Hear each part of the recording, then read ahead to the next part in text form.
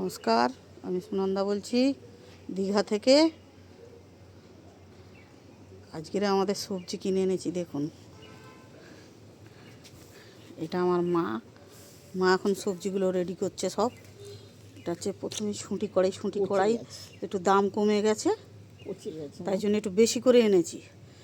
এনে এগুলোকে ফ্রোজেন করে রাখা যায়, 1 বছরের মতন চলে। আমরা 1 বছর খেয়েছি।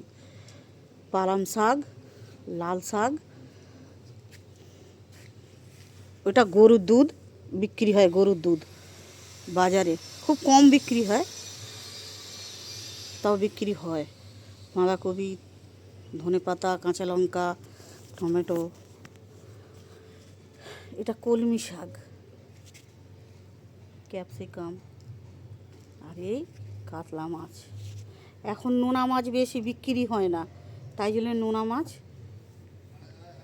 খুব দাম, তাই জন্য কিনা হয় না।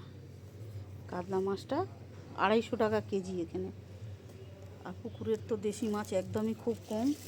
আর এই কাতলা মাছ, আর ওই কাতলা মাছের গোটা কিনেছি 250 টাকা কেজি, আর কাটা 300 টাকা, না 350 টাকা এখন মাছের দাম। হ্যাঁ, এখন খেতে গেলে খুব আর আমাদের বাড়িতে গেস্ট আসবে, ওই জন্য একটু মাছ বেশি করে কিনেছি। 3.5 কেজি ওজন আছে এই মাছটা।